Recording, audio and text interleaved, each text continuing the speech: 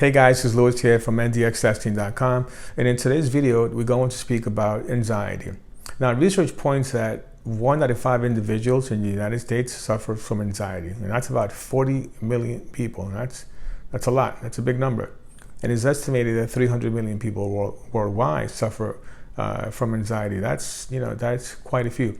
Now, the purpose of this video is because I want to share my story, what I went through, and how I was able to find the root cause of my anxiety. Because I believe that there had to be an explanation.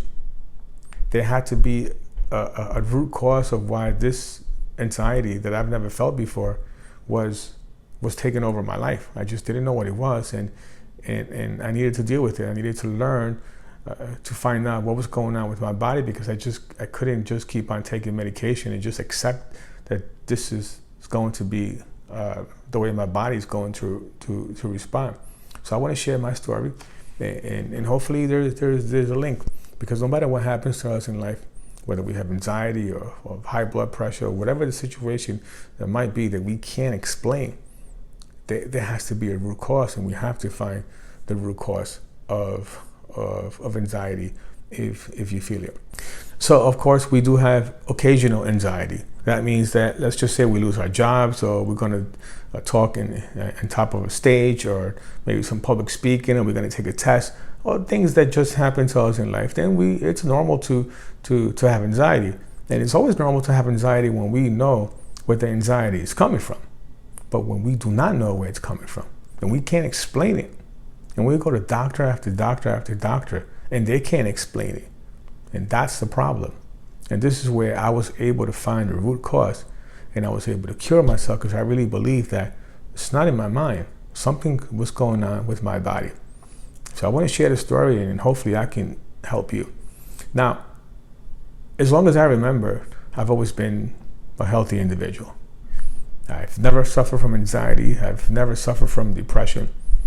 And people will tell me the story sometimes, of the anxiety, of their depression. I really couldn't relate to it, because I've never felt anything of that nature. I didn't know what depression was. And sometimes I would tell individuals, well, it has to be a reason why you feel depressed. There has to be a reason why you feel anxiety. And I'm like, no, there doesn't have to be a reason.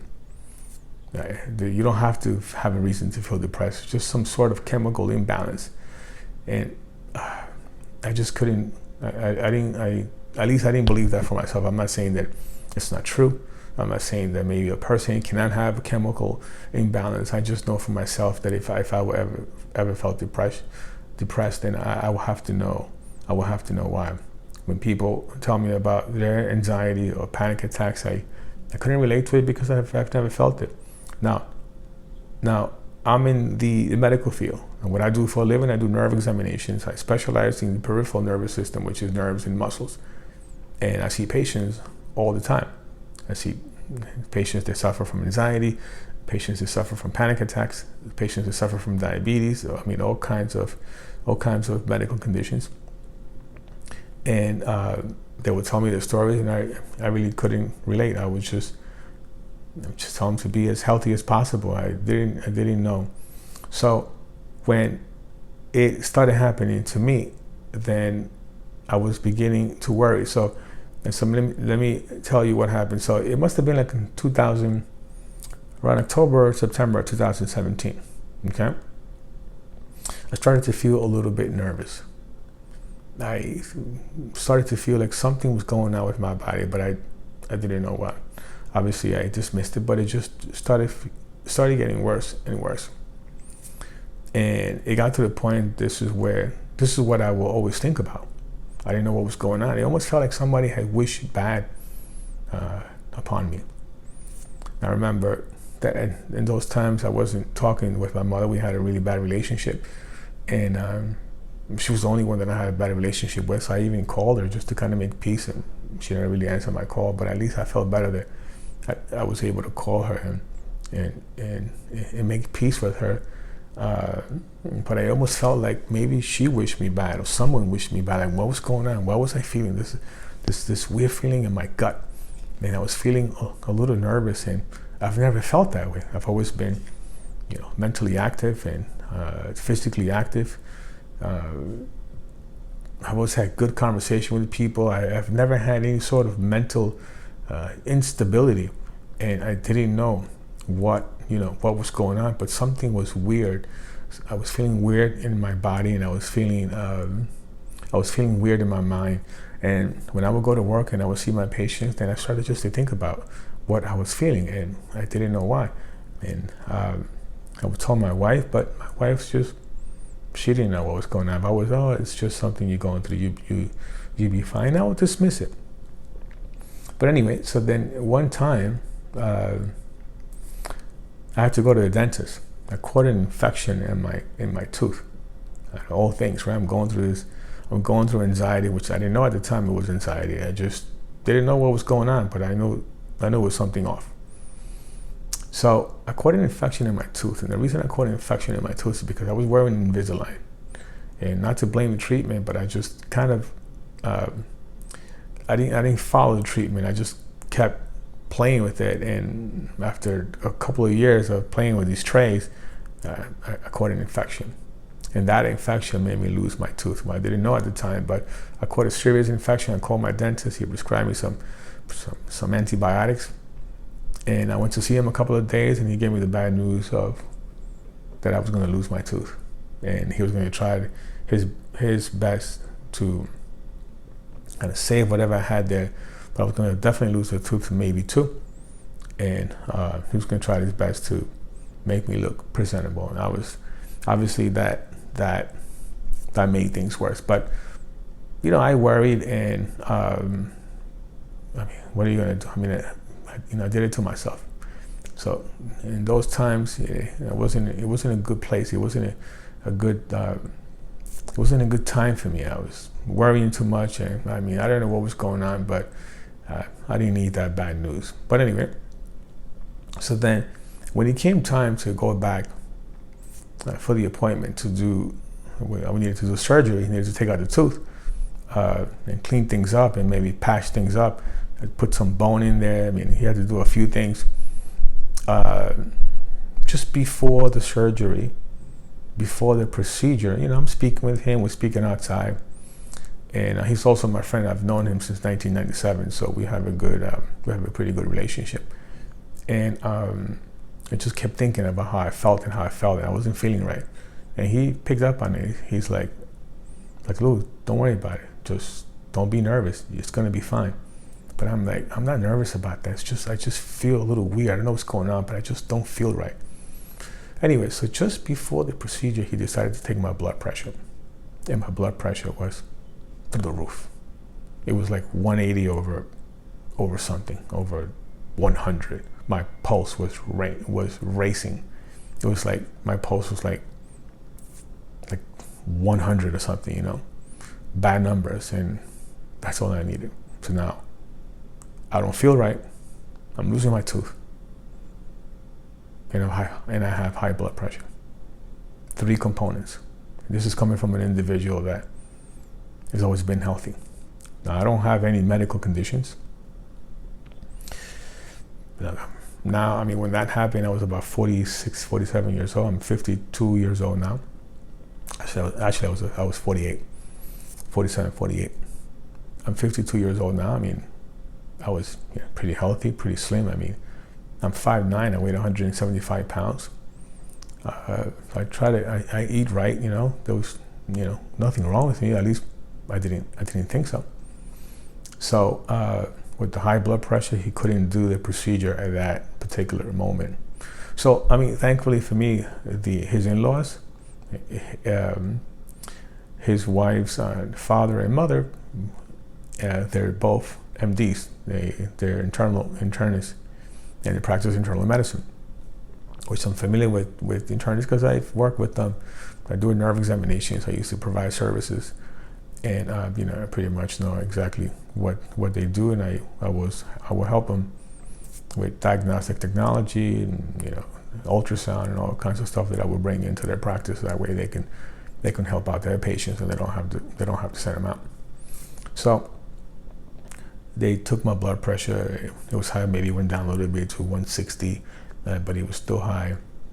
And they did an EKG. The EKG was normal, but something was going on there. and the medical doctor, it was the wife that took care of me. The husband was maybe not there or was busy, I don't know what, but she took care of me. And she said that I am suffering a panic attack. I'm like, a panic attack? What the heck is a panic attack? I've never had a panic attack in my life. I mean, she asked me, do you suffer from high blood pressure? I'm like, no, I don't have high blood pressure. I mean, at least I didn't have it until now. I mean, last time I checked that, I don't remember it, but it was fine. But I don't feel right. And she's like, yeah, you suffer, you have an anxiety. Anxiety? What do you mean anxiety? Why would I have anxiety? It was just bad news after bad news after bad news. But now, at least now I knew something was wrong. And obviously just to make a long story short now, they did blood work, they did all kinds of stuff. And I was fine. I didn't have a medical condition. Now, what was causing the high blood pressure? Now, what was causing the anxiety? Beats me. I had no idea. Anyway, so then I had a follow-up appointment. But anyway, they prescribed me high blood pressure medication, and they prescribed me some anxiety pills, and I'm like, I gotta take high blood pressure medication. It was like the worst news that you can possibly give me. And then I had to take anti-anxiety medication. It was like, oh my goodness, I didn't know what was going on. Anyway, so I went home, I took my medication, and about 2 weeks later, I needed to go back to see the doctor, and I also needed to do the procedure. But I was down. I just couldn't. I'm feeling depressed now. I don't know what's going on. Now I just have a million questions. I don't know what's going on. This anxiety is now taking over me. I needed to be really strong because, listen, like I said before, I'm married. I have 2 kids. I need to work.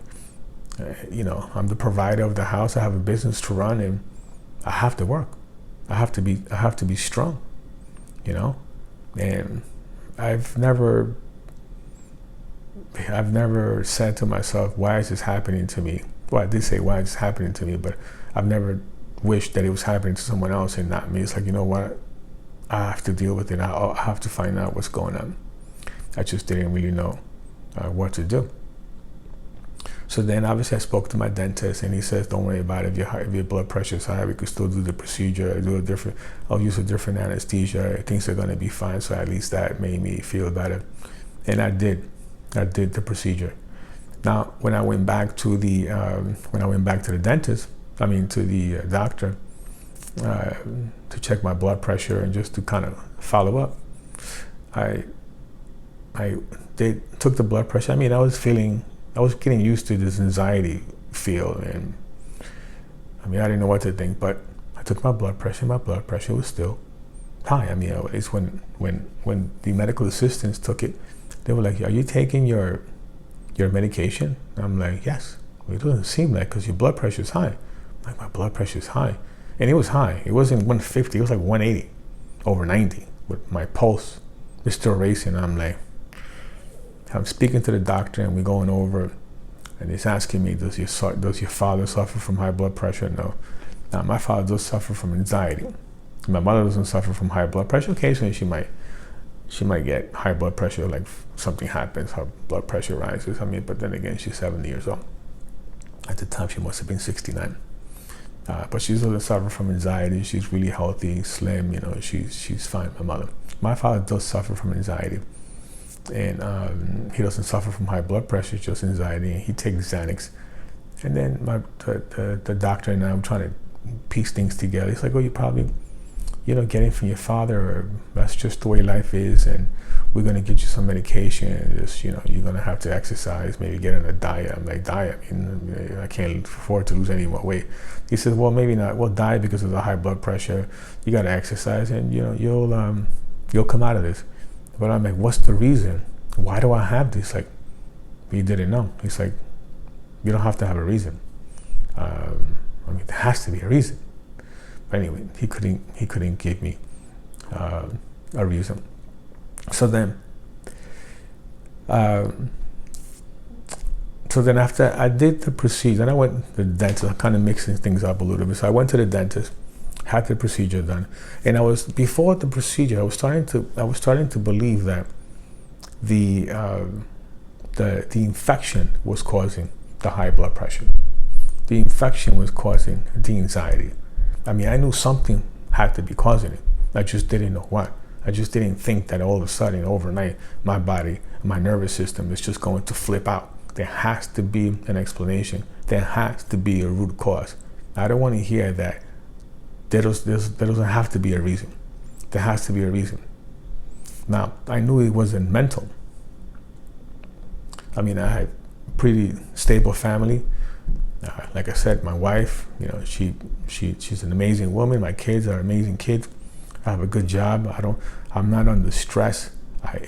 Nothing. My life is, it's good. My life is good. I mean, we're not rich. We don't have a lot of money, but we have enough money to survive, to pay the bills. I'm in a good place. I've always been happy. And even if I wasn't, I'm always going to be happy. So I just knew that it wasn't mental. I knew that it wasn't in my mind. I knew that something was causing this. I just didn't know what. So then after I had the dental procedure, my friend, my dentist, calls me up that same evening. He's like, "How you feeling?" He's like, "You know what? I feel 100%. I don't have this anxiety anymore. It's gone.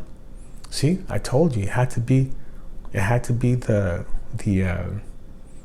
infection. I knew something was causing it. I feel fine." He's like, "Okay, hopefully, yeah. I sure hope so. It was that. I don't think so, but I sure hope that it was that, And then just take your medication and take care of your blood pressure." He's like, "Yeah, everything's gonna be fine." Well, everything was not fine. I went to sleep, and I woke up in panic mode. I woke up suddenly, like someone had just smacked me in the face. I was out of breath. My heart was racing. I took my blood pressure, and it was 180 over 100, and my pulse was like 116. I told my wife, "I have to go to the hospital. I don't know what's going on with me, but I don't feel well. I thought last night I was doing okay, and I'm not feeling well. I have to go to the hospital. I have to find out what's going on with me." So I went to the hospital, and they're checking me out. They did blood work. They did all kinds of stuff. Everything came back clean. And my blood pressure kind of went down a little bit. My heart rate went down a little bit, but my blood pressure was still high. She said, "Take your medication. Keep on taking medication." So then the doctors in the hospital said, "You should see a psychiatrist." I said, "What do you mean a psychiatrist?" "Well, I mean, there's nothing wrong with you. So, I mean, this situation has to be mental." I'm like, "Mental?" I'm like, "There's something wrong with my mind. Something's going on with my body. I know my body and I know my mind. There's nothing going on mentally. I don't have to see a psychiatrist." She's like, "Well, I mean, there's nothing that we could do anymore. We can't keep you because your blood work came back fine. You're extremely healthy. There's nothing wrong with you. So the only thing is mental." And I'm explaining to her that I woke up in panic. I woke up in a panic mode, and she couldn't. I'm like asking her, like, "What's going on? Something's happening to me. I mean, I don't feel right." "Oh, we gotta let you go. There's nothing wrong with you. Just follow up with your doctor and follow up with a psychiatrist." But anyway, we're going on 17, 20 minutes. This is a pretty long story. And this is going to be part 1. I'm going to stop here. And in part 2, part 3, we're going to go over the root cause of my anxiety. But I'm happy to say that I found out the root cause. I feel 100%. I'm recording this video, and I feel 100%. My blood pressure is okay. My heart rate is 69, 75. And it's fine. Now, obviously, when I introduce myself, I said my name is Louis. I'm from ndxtesting.com. Now, usually the purpose of this channel, okay, And we started off this channel speaking about EMGs and nerve examinations, which EMGs and nerve studies have to do with the peripheral nervous system. Now, it's important that we take care of our peripheral nervous system because our peripheral nervous system is composed of nerves and muscles. And we're not just going to speak about that because then, this is going to be a medical channel. And I wanted to share my anxiety story with you because I know that millions of people suffer from anxiety and they cannot find the root cause of it. Now, since this is going to be also a medical channel, we're going to piece things together. And the purpose of the channel is to be able to bring you healthcare information, diagnostic information, helpful information that it can help you stay healthy and find solutions to your situation. Because in life, it doesn't really matter what happens. I mean, if you could be a millionaire, a billionaire, you could be an administrator, you could be whatever. But if you have anxiety, it's going to affect your mind. It's going to affect your body. And I just think that since I was able to find the root cause, I know that this root cause that I found for myself is the same root cause that millions of people have, but it goes undiagnosed. And that's why I wanted to share the story with you. So this channel of NDX testing, we're going to speak about EMGs, which EMGs and the peripheral nervous system. It's good for you to have this knowledge because in medicine, it's important that we use preventive measures to avoid getting sick. And we got to take care of our nerves and muscles, right? We got to take care of anxiety. So I'm going to bring you good healthcare information so you can benefit yourself, so you can stay healthy. I think that we're going to work hard to make a difference. I've been in the medical field for 25 years, and I know quite a few when it comes to electrodiagnostic medicine and when it comes to taking care of our physical bodies. And obviously, I can't speak about this all in one shot, but we're going to, we have a project now to release 35 videos when it comes to healthcare.